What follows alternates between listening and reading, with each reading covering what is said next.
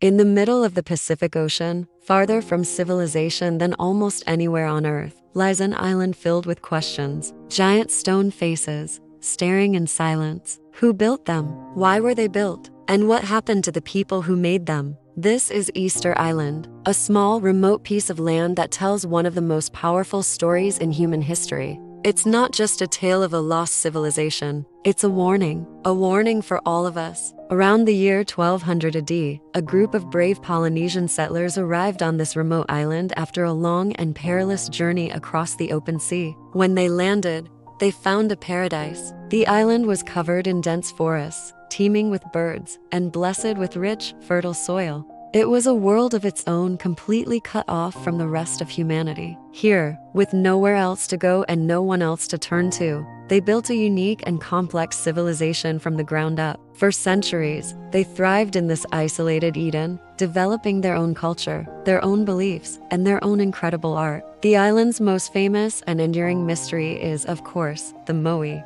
These colossal stone statues, some weighing over 80 tons and standing as tall as a 4-story building, are an astonishing feat of engineering. They were carved from volcanic rock using only stone tools, and then somehow transported miles across the island's rugged terrain. For a long time, people thought they were gods or idols, but we now understand they were something far more personal. The Moai were representations of deified ancestors. They were seen as protectors, watching over their living descendants, and became powerful symbols of status and prestige among the rival clans. The bigger the statue, the more powerful the clan, and the more resources they could command. A frantic competition began, a race to build ever larger monuments to honor their heritage. But this obsession with glory came at a tremendous cost. Building and moving these stone giants demanded immense resources, most importantly, wood. The island's magnificent palm forests were cut down, tree by tree, to create rollers, levers, and ropes to transport the Moai.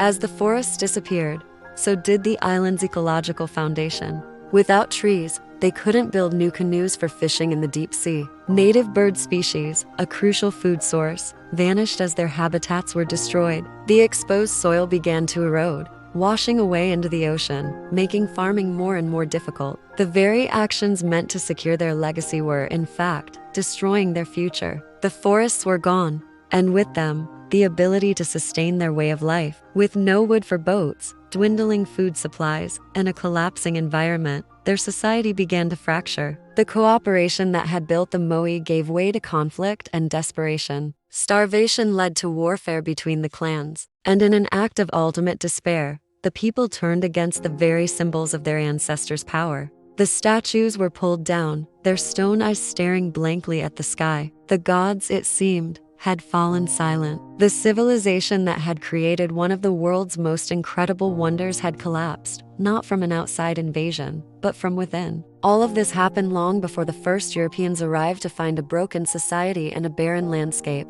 Now, some scholars argue this narrative of self-destruction is too simplistic. They suggest the Rapa Nui people were resilient, adapting to the harsh new conditions with new farming techniques and social structures. They point to evidence of survival and ingenuity, not just collapse. But one truth remains undeniable, and it's the core of Easter Island's lesson for us. The island serves as a perfect case study of what happens when a society consumes its resources faster than the environment can replenish them. It's a story of a population that outgrew its world. This is why Easter Island is not just history. It is a mirror. It was a closed system, a tiny planet with finite resources and no escape. Sound familiar? It's a miniature version of the Earth we all share today. We too live on an island in the vastness of space, with limited resources and a delicate ecosystem that we are pushing to its limits. The Moai do not warn us with words. Their power lies in their solemn, haunting silence. They stand as a quiet testament to a future that was squandered.